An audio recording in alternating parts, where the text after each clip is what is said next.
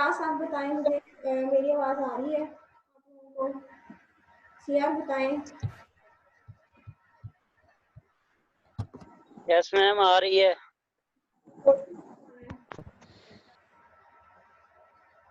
Class board में हमारा ma'am जी आवाज तो आ रही है बट क्लियर मैम आवाज नहीं आ रही। चलो ठीक है, मैं देखती हूँ। तो आज से हम स्टार्ट करेंगे हाइपोथेसिस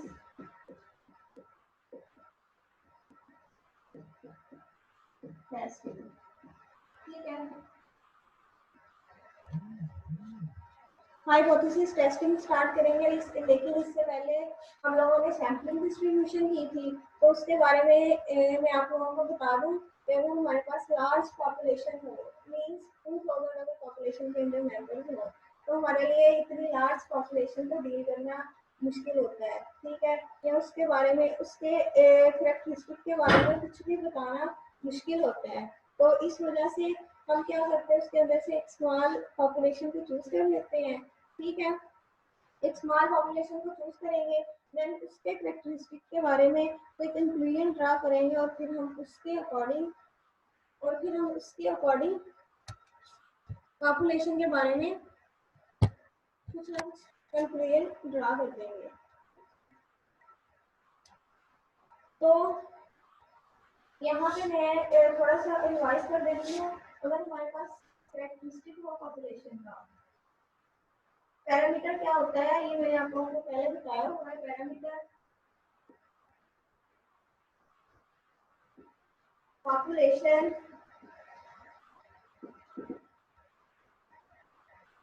कैरेक्टरिस्टिक होता है। ठीक है, और इसको ग्रीक लेटर से शो करते हैं।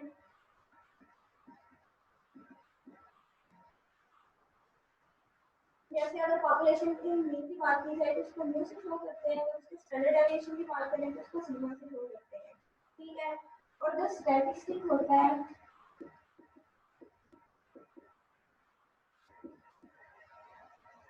वो होता है सैंपल।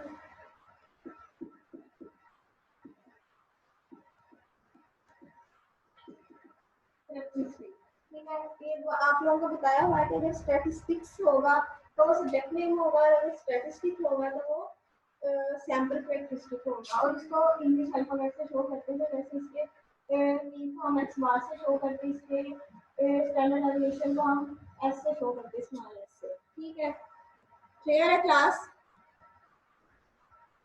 क्लियर है क्लास? जी मैम। Yes ma'am. सोए हुए लग रहे हैं मुझे तो।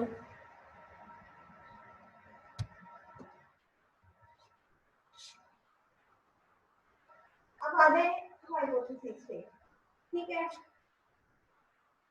हाइपोथेसिस हम जैसे हम हमारे पास कोई अगर डिवाइस हो, वो हम लोगों ने क्लियर करवाई हो, तो उसके बाद अगर हम इस तरह की कोई स्टेटमेंट दें कि इसकी वर्किंग 50% कम हो जाएगी या 75% कम हो जाएगी, तो अब हम श्योर नहीं है उसके बारे में, लेकिन हम एक जस्ट सर्कमस्टांसेस को देखते हुए, सिचुएशन को देखते हुए एक स्टेटमेंट दे रहे हैं, एक क्लेम कर रहे हैं, तो ये क्या कहलाता है? हाइपोथेसिस कहलाता है। ठीक है class?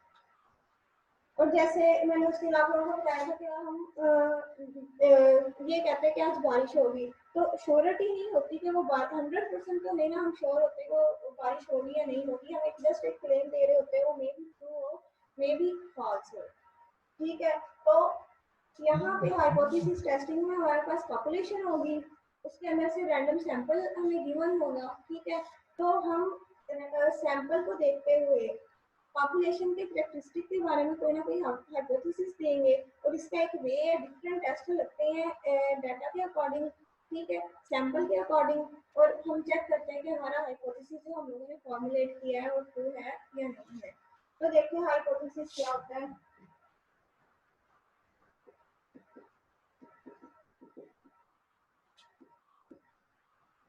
Hypothesis in statistics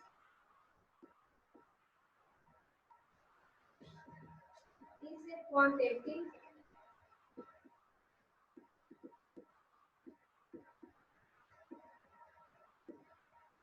statement or claim about population parameter. Population parameter के बारे में कोई भी क्वांटिटेटिव स्टेटमेंट देना मींस अगर हम कह रहे हैं इसका जो म्यू होगा वो 72.5 होगा, ठीक है। ये कुछ इस तरह का हम लोगों ने हाइपोथेसिस फॉर्मुलेट किया है, ठीक है। या म्यू जो होगा वो लेस देन इक्वल टू 25 होगा, ठीक है। इस तरह की जो स्टेटमेंट है ये क्लेम है वो क्या कहलाता है, हाइपोथेसिस कहलाता है, ठीक है।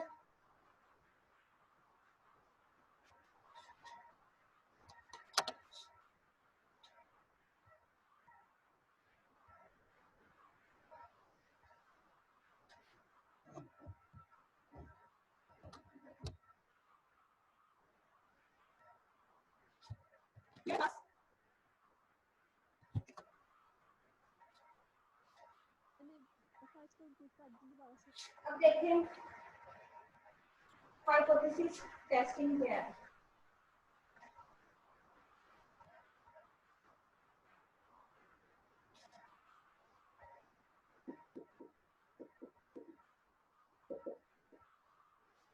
हाइपोथेसिस टेस्टिंग क्या है, on the basis of information obtained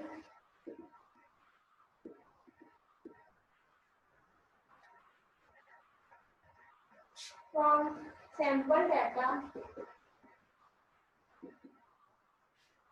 on the basis of information obtained from sample data about the value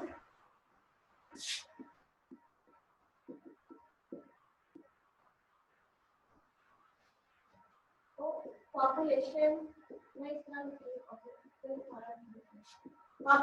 parameter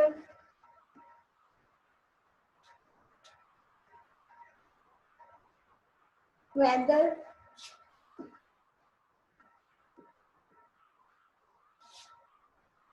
to accept or reject a hypothesis a statement है। यहाँ हाइपोथेसिस कहने की बात है, हाइपोथेसिस क्लेम कह लें या स्टेटमेंट कह लें, एक ही बात है। इस बार हाइपोथेसिस टेस्टिंग, ठीक है। सैंपल डाटा जो होगा उसको उसकी इंफॉर्मेशन के अकॉर्डिंग हम पॉपुलेशन पैरामीटर के अबाउट जो स्टेटमेंट जो स्टेटमेंट फॉर्मुलेट करेंगे उसको एक्सेप्ट और रिजेक्ट करना क्या कहलाता है, हाइपोथेसिस टेस्टिंग कहलाता है। यानी हम लोग हाइपोथेसिस को टेस्ट करते हैं कि हम उसको एक्सेप्ट करेंगे या रिजेक्ट करेंगे, ठीक है। नेक्स्ट आ जाए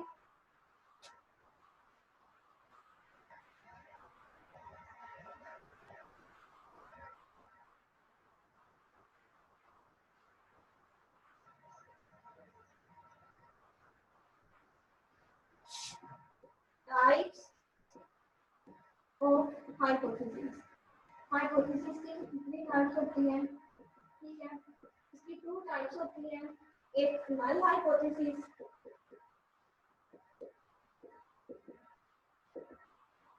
और एक अल्टरनेटिव हाइपोथेसिस, ठीक है। नल हाइपोथेसिस को हम H0 से डिनोट करते हैं और अल्टरनेटिव हाइपोथेसिस को हम H1 से या HA से डिनोट करते हैं। लेकिन आपकी जो टेक्स्ट बुक है उसमें H1 है, ठीक है, तो हम भी H1 के साथ इसको यूज करेंगे, ठीक है। अब ये जो नल हाइपोथेसिस और अल्टरनेटिव हाइपोथेसिस होते हैं ये दूसरे के ऑपोजिट होते हैं, ठीक है। ये दोनों क्या होते हैं, दूसरे के ऑपोजिट होते हैं। नेगेशन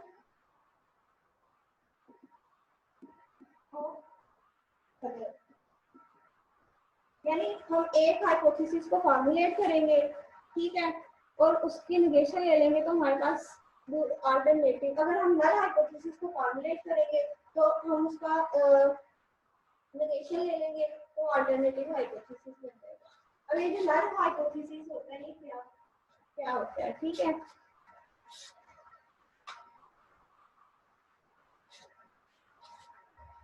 ये नल हाइपोथेसिस हमें कहता है कि there is no significant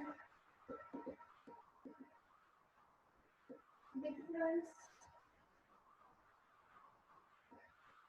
between population parameter को हम select करेंगे, ठीक है class, between population parameter and statistic, ठीक है।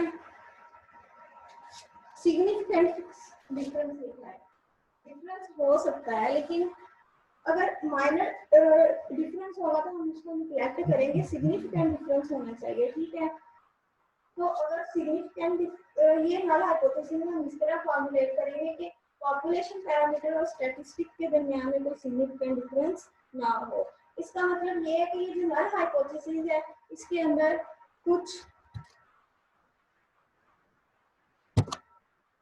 अंदर कुछ इक्वल का साइन यूज होगा, ठीक है। और जब हम नल हाइपोथेसिस को फॉर्मुलेट कर लेंगे तो उसकी ऑपोजिट या उसके नेगेशन लेके अल्टरनेटिव हाइपोथेसिस को फॉर्मुलेट करेंगे, ठीक है क्लास। सीआर बताएं, ठीक है जी मैम। आप लोगों को मैं इसकी वीडियो की रिकॉर्डिंग भी सेंड कर दूंगी तो आपको उससे भी क्लियर हो जाएगा, एक मतलब वो भी सुन लीजिएगा, देख लीजिएगा, ठीक है क्लास। ठीक है, ओके मैम। अब ये देखें नल हाइपोथेसिस हम लोगों ने कहा है कि पॉपुलेशन पैरामीटर और स्टैटिस्टिक्स इस तरह फॉर्मुलेट करना है कि पॉपुलेशन पैरामीटर और स्टैटिस्टिक्स के दरमियान में कोई सिग्निफिकेंट डिफरेंस ना हो, मींस इसके अंदर कुछ इक्वालिटी साइन इन्वॉल्व होगा नल हाइपोथेसिस के अंदर, ठीक है। अब क्लास आगे जितने भी चैप्टर्स हैं उसके अंदर हम लोग काई स्केयर डिस्ट्रीब्यूशन पढ़ेंगे, उसके अंदर कॉन्फिडेंस इंटरवल फाइंड करने का वे वही होगा, जस्ट उसका फार्मूला डिफरेंट होगा, टेबल डिफरेंट होगा। टी डिस्ट्रीब्यूशन हम अप्लाई करेंगे, कॉन्फिडेंस इंटरवल या हाइपोथेसिस को चेक करने का सारा वे वही होगा, प्रोसीजर वही होगा, टेबल चेंज होगा। और जो हम टी डिस्ट्रीब्यूशन अगर अप्लाई करेंगे या डिस्ट्रीब्यूशन अप्लाई करेंगे उनके फार्मूले डिफरेंट हो जाएंगे, ठीक है। तो ये चैप्टर अगर आप कर लेंगे तो आपके आगे 2-3 चैप्टर भी हो जाएंगे, ठीक है। अब यहाँ पे देखिए नल हाइपोथेसिस कुछ किस तरह के होंगे, ठीक है।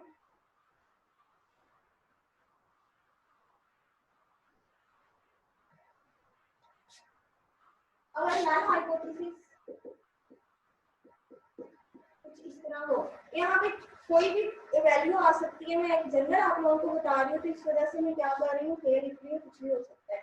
अगर नल हाइपोथेसिस के अंदर इक्वालिटी साइन यूज हो रहा है तो जो इसका अल्टरनेटिव हाइपोथेसिस बनेगा वो क्या होगा, नॉट इक्वल टू ए, ठीक है।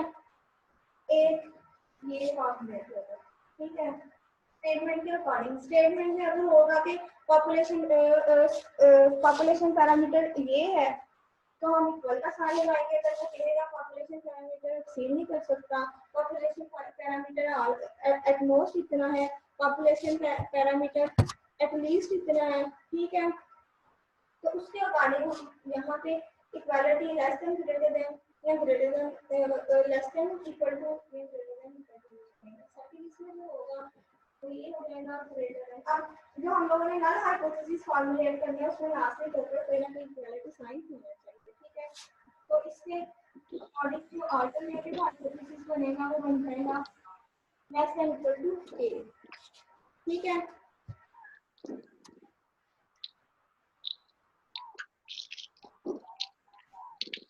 थर्ड नंबर पे क्या हो जाएगा, अगर ये लेस देन इक्वल टू ए है तो इसका जो अल्टरनेटिव बनेगा वो क्या हो जाएगा, ग्रेटर देन इक्वल टू ए, ठीक है क्लास।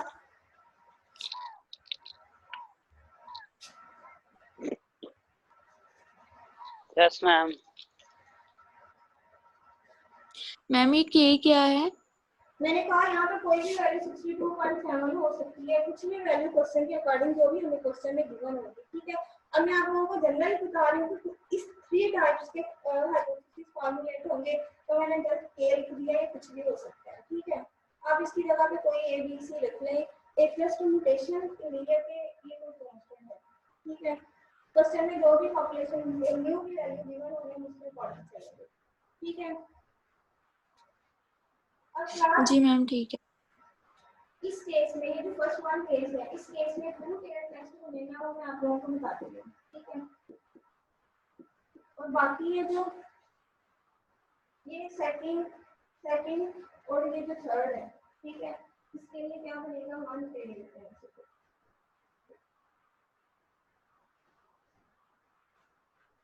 ठीक है। जिसमें इक्वालिटी का साइन है, ठीक है, इसमें टू पेयर टेस्ट आएगा और जिसमें ग्रेटर देन इक्वल के साथ होगा और लेस देन इक्वल के साथ होगा उसमें वन पेयर टेस्ट होगा, ठीक है। अब ये टू पेयर टेस्ट और वन पेयर टेस्ट से पहले मैं आप लोगों को सिग्निफिकेंस लेवल के बारे में बताती हूँ, ठीक है। देन मैं आप लोगों को सामने ये टू पेयर टेस्ट और वन पेयर टेस्ट पे डिस्कस करूंगी ये होता क्या है, ठीक है, और वैल्यूज टेबल वैल्यूज कैसे कैलकुलेट करनी है।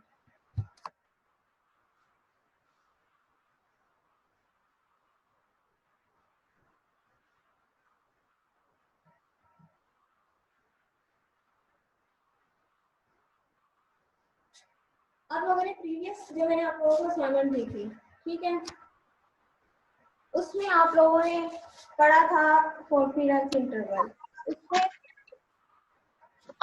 उसमें आप लोगों ने confidence interval level of significance पढ़ा था, आई थिंक यही पढ़ा था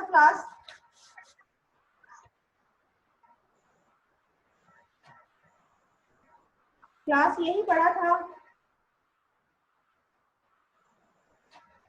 चले मैं देख लूं क्या मैम? लास्ट चैप्टर में जो आप लोगों ने पढ़ा था जी मैम, हम लोगों ने कॉन्फिडेंस इंटरवल वाला पढ़ा था। तो उसको क्या 95% को क्या बोलते थे? 0.095। वो तो 95% वही होगा, उसको क्या कहते थे मुझे सारे एक मिनट देखने दो।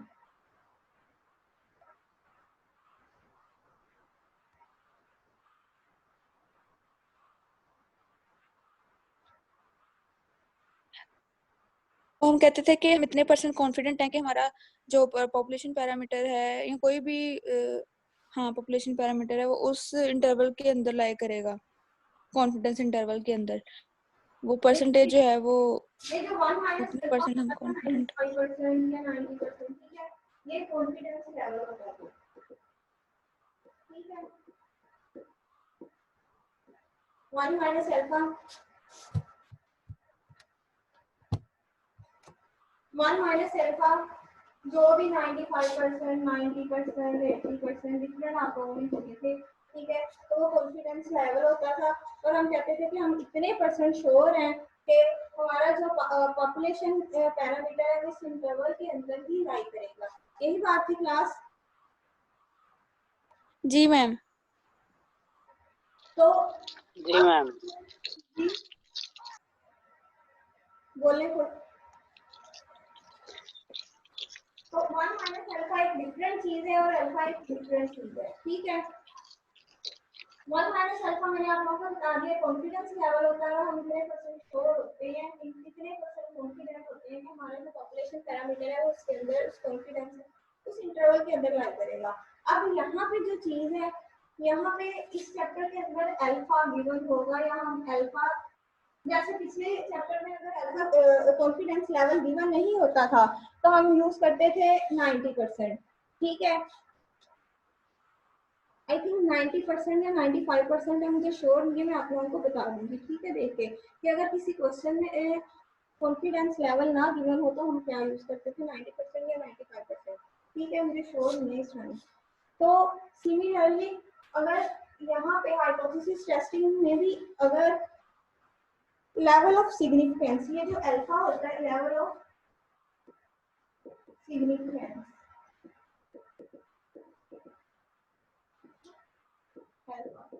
तो ये 5% यूज करते हैं या 10% भी मैं आप लोगों को देख कर बताती हूँ, ठीक है, नेक्स्ट लेक्चर में। तो देखें लेवल ऑफ सिग्निफिकेंस, ठीक है, ये क्या होगा, 5% होगा, 10% होगा, 2% होगा, 1% होगा।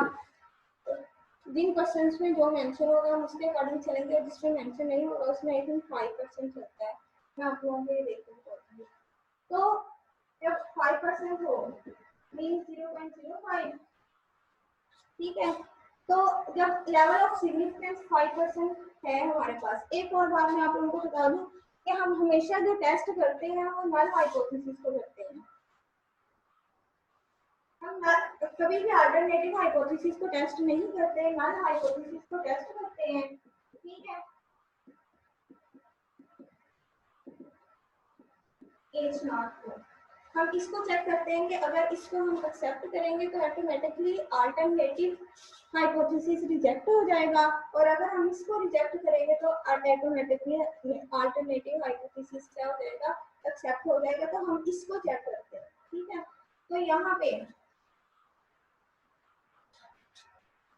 अगर अल्फा लेवल ऑफ सिग्निफिकेंस, ठीक है, 5% गिवन हो तो इसका मतलब ये है कि 5% चांसेस है कि हमारा जो नल हाइपोथेसिस हो वो ट्रू तो हो, लेकिन फिर भी हम उसको क्या करें, रिजेक्ट कर दें, रिजेक्ट,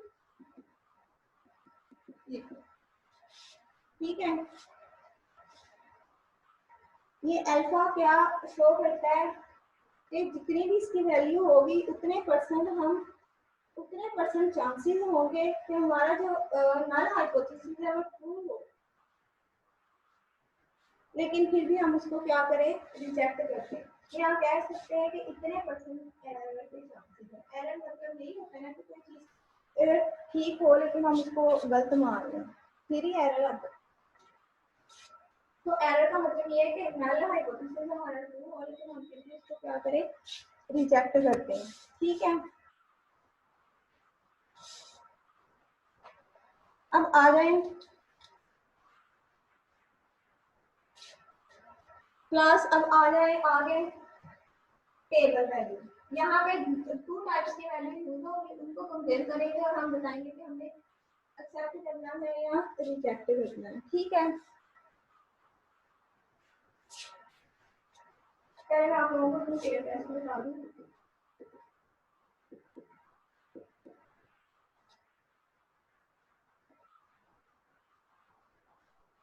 अल्फा में लेवल ऑफ सिग्निफिकेंस गिवन होगा, या हम अगर नहीं गिवन होगा तो हम चूज कर लेंगे। चूज करने के बाद ये कि जो स्टैंडर्ड यूज होता है वो हम यूज करेंगे, ठीक है।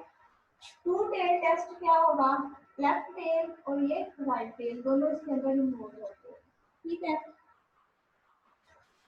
और यहाँ पे थी माइनस जी अल्फा बाई 2 और यहाँ पे जी अल्फा बाई 2, ठीक है, ये हो जाएगा, ठीक है। वन टेल टेस्ट, बेशक वो लेफ्ट हो या राइट हो, वन टेल टेस्ट।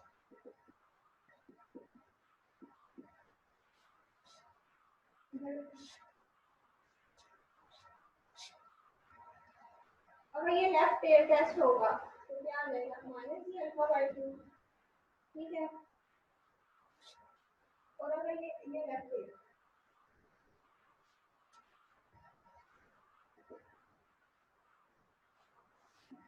और ये राइट टेल,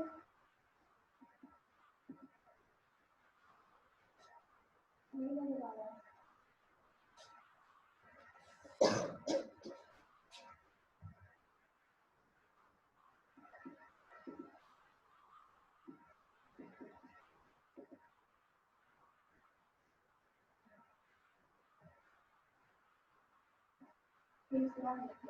ये क्या होगा, ये राइट टेल होगा, बट ये यहाँ पे सॉरी जी अल्फा आएगा। टू टेल में हम उसको 2 पे डिवाइड करते हैं, वन टेल टेस्ट में वो ऐसे डिवाइड करते हैं, ये क्या है, ठीक है। तो यहाँ पे जब हाइपोथेसिस टेस्टिंग हम करेंगे, जब हाइपोथेसिस टेस्टिंग करेंगे हम, ये यहाँ पे आप लोगों को नजर नहीं आ रहा तो मैं यहाँ पे लिख रही हूँ माइनस जी अल्फा, ठीक है। तो ये भी नजर नहीं आ रहा कि मैं यहाँ पे लिख रही हूँ जी अल्फा। ठीक है, 2 टेल टेस्ट में अल्फा को 2 से डिवाइड करेंगे और 1 टेल टेस्ट में हम अल्फा को एज इट इज लेके चलेंगे। ठीक है, अब यहाँ पे जो टेबल वैल्यू है जी अल्फा बाय 2, ये आप लोगों ने पहले की हुई है, लेकिन मैं आप लोगों को फिर भी बता देती हूँ। आज मैं आपको जी अल्फा बाय 2 बताती हूँ, कल फिर मैं जी अल्फा कैसे टेबल वैल्यू लेनी है डिफरेंट लेवल ऑफ सिग्निफिकेंस के लिए वो बताती हूँ। ठीक है क्लास,